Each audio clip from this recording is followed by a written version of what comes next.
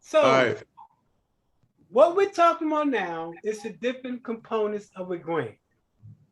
No matter what grant you write, these are the different components of that grant.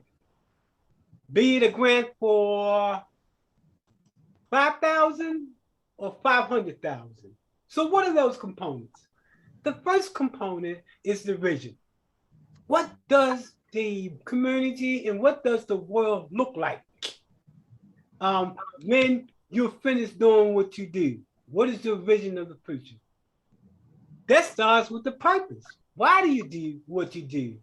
And you talked about your passion. You talked about kids who wanted services and you had to literally come out your pocket. Now, once you identify that, the next thing is to provide, and this is when you really start writing the grant, it's the summary or project overview. Now, this section is where you clearly and concisely summarize your request. What is it that you want? You should provide the reader with a framework that will help him to visualize every step of your projects. This is not an outline. It's more of a general idea of what you plan to do. It shouldn't be more than one page. And guess what? If you don't make it past this, they're not going to read the rest of your proposal. That's why the summary is so important. Now, Right. the summary is the first thing on the grant, but it's the last thing written because it's a summary of all the things we want to talk about. Out the gate, the next section is going to be an introduction and your organizational information. This way, you're going to talk to the front about who you are, what, when, how, where, and who. In this section, this is important. You give an overview of the organization in this work. You know how you talk this now about taking them out to activities, going to school. This is where you emphasize in this particular area right here. Okay. You want to talk about the work, even areas not included in the proposal. Okay. And that's the introduction. Now, this is an opportunity to demonstrate the strength of your organization, including your leadership and your partners. This is where you also put in that, hey, we have been part of a certified professional grant working workshop. That's where you put your certificates and everything like that when you're writing the grant. What you're trying to say to them is that we don't simply depend on grants, we actually write grants. So that means instead of trying to hire a grant writer every time we do a proposal, we got that in-house. Now, this is where you emphasize, especially when you're just getting started, you want to emphasize we got the capacity to go after the money. Now, the next section is a statement of the problem. We will probably spend more time on the statement of the problem than any section that we're going to talk about. Your statement of the problem is your need. It represents the reason behind your proposal. It specifies the conditions for which you want to change. This is the nonprofit, when a nonprofit identifies a problem and makes the case as to why it is important to solve that problem. It's important that you explain how it's relevant to the funder, priorities, and your position in your nonprofit. There are two terms that you're going to learn when we talk about the statement of the problem. Don't worry about trying to remember. Those terms are going to be quantitative and qualitative research. That's how we gather the data to make a point, make an assertion. You can't simply say it's a problem without backing it up. For example, according to the University of Florida, at-risk youth between this particular age are more likely to get in trouble. Or according to the Tampa Police Department, most young people get in trouble during these hours of the day because the parents is working and they're not home from work yet, but the child is out there running crazy. So that would be some example.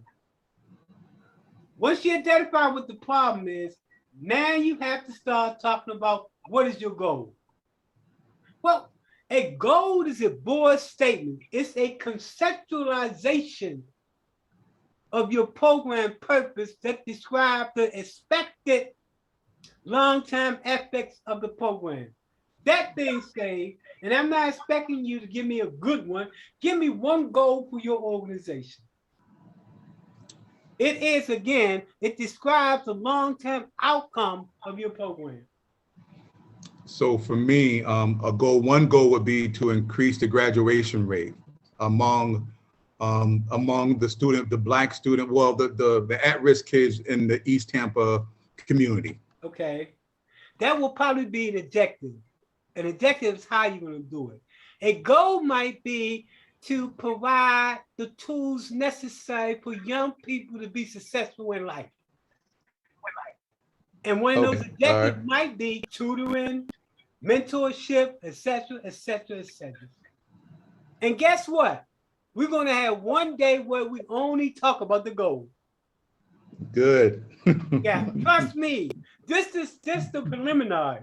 We're going to go in depth. You can imagine this. For each section we're talking about tonight, we at least are going to spend an hour to 2 hours on that subject matter.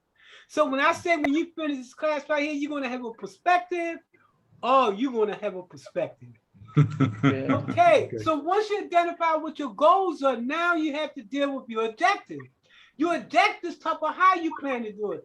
Well, we plan to recruit young people from public school system. We plan to have mentor programs. We plan to take them out to the neighborhood, etc., etc., etc. Your objectives then is operational. It tells how you plan to do what you're going to do.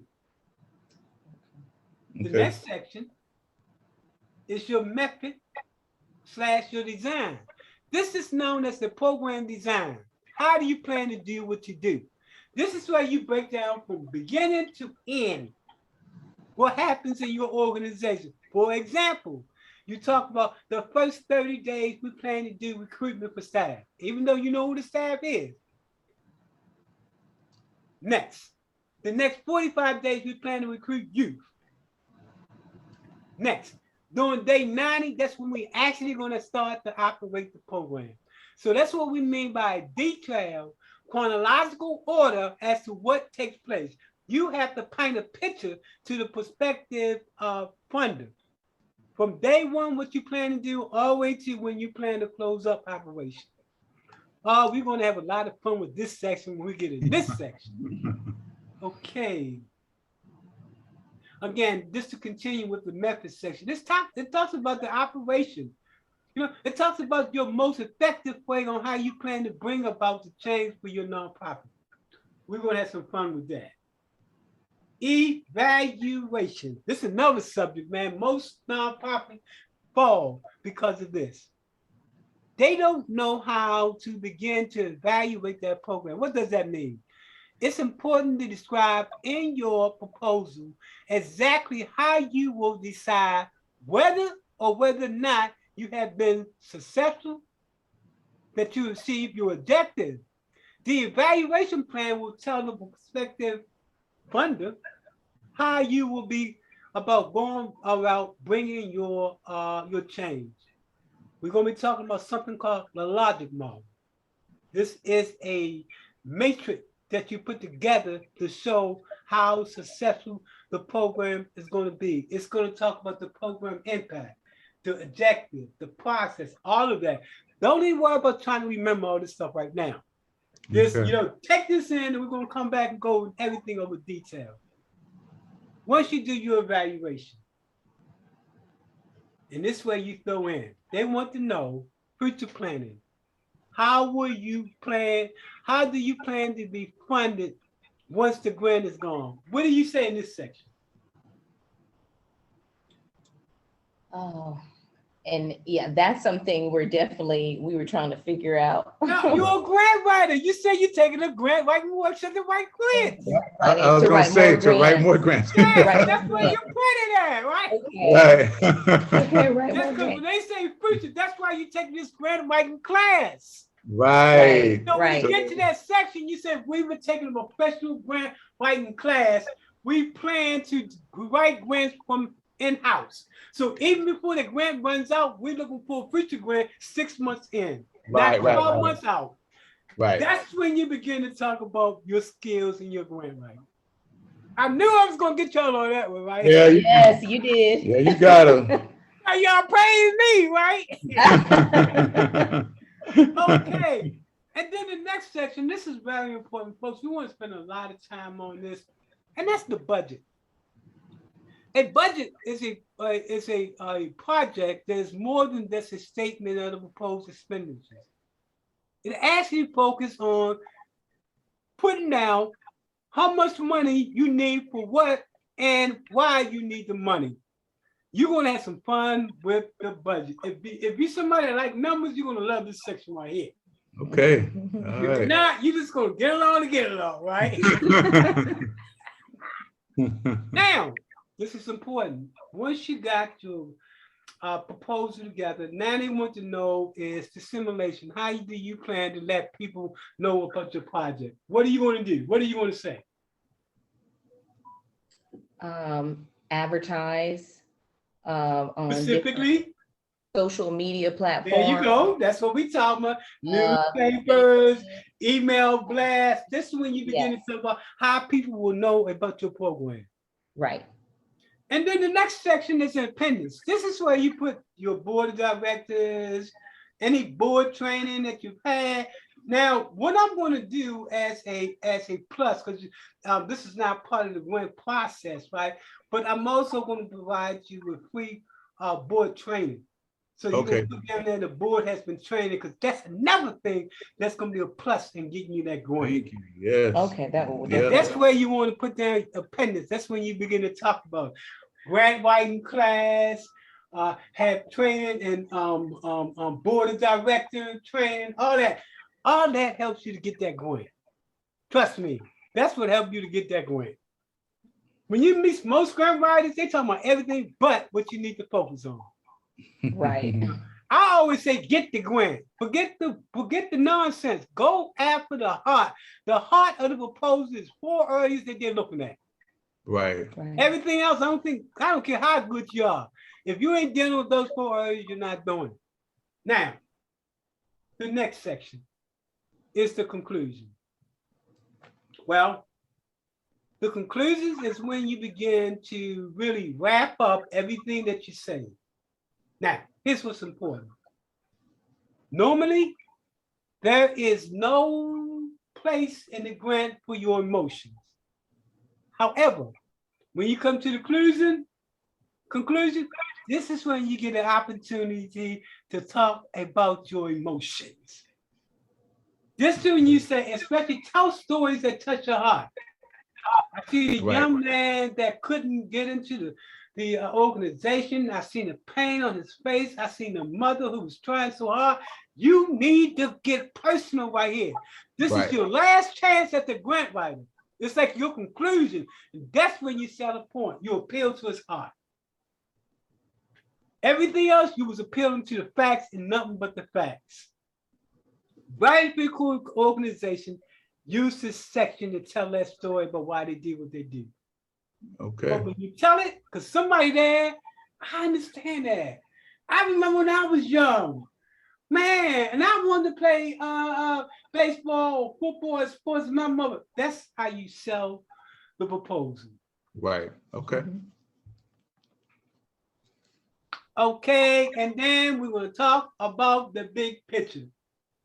Every organization has values. We're going to talk about that when we go through the class. What are values?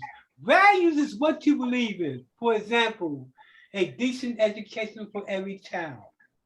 A decent opportunity for every child that wants to be athletic to be it. Those type of things are what we call values. You know, strong families, all that stuff. That's what we mean by values. Now, the other thing is your mission. And your mission is, why do you exist? This is when you be talking about, we're going to work on your mission statement also. Now, your mission statement is different from your purpose statement. It differs from your vision statement. But we're going to talk about that when we get into that section. Okay. Once you identify what your mission is, Now we deal with the vision. It's where are we going? Now, who's a great person that had an awesome vision? Can you remember? A great man. Everybody, most of them go to him today. Martin Luther King. After Martin Luther King had a dream. The dream is same as the vision. Yeah. His vision was the way the world should be. Right. I understand back then the world was that you couldn't go to the water fountain. You couldn't, if you was black, you couldn't go to the front of the bus, all those things. So his vision was a world where a person is not judged by the color of his skin, but the contents of his character. Okay. That's There what you we go. mean by Yeah. vision statement. Okay. Most black people, when I say a great man, they come up with Dr. King. You'd be surprised when I ask white people that question. They be all over the place, right? Ask the black person I ask, they get it all the time, you know? I don't know. Anyway, now once you identify what your vision is, the next thing is to talk about your strategies. We're going to spend some time on how you strategize in order to get what you want. Your strategy talks about how will you get there? What is your approach to getting there? And then your tactics. Your tactics is the final steps on what you would do in order to get there. Excuse me. So what does all that mean? Well, one part talks about your long time. Another part talks about your mid-time. And then another part talk about your short term. So what do we mean? You need to define your short term, your mid-term, and your long-term focus. That's what we call the big picture. Okay. Now, every class we do, I'm always going to ask at the end, give me 2 things that you learned today. And you can't say the same thing. Since it's 2 y'all have to come over. 4 things you learned today, right? No, I just said y'all can get you. I'm not gonna be that hard. Oh, okay. 2 things we learned today. Yes. So From this class to here, right? Mine would be a breakdown more of the goal because I know what we have on our brochures we need to revamp. No, it's paying off already. And look, this is our first class and it's paying off. Yes, most definitely. What I also learned is conclusion. I didn't know you could put your feelings into a grant. Yes, so yes. The only in the conclusion. Only in the right. Excellent. Y'all did excellent, man. Because that's the whole objective. I constantly ask you those questions because I'm constantly trying to see, getting feedback. Now, there will be tests, but they're not going to be complicated tests. It's going to be multiple choice. And the test is not pass and fail. The test is about where do we need to focus on more? Can we move now, or do we need to say in this particular section? Because every time we move to the next section, I want to be able to feel that you're confident, know that particular section. Although we're always going to do a backtrack and do reviews throughout the course, but every section, before you get to the next one, we'll do a test. Unless you're doing so good, and I'm so impressed doing that section that I don't even feel like I have to ask you any questions. But we'll see about that depending upon the section we deal with. So any questions? No. Excellent. So let me come out of this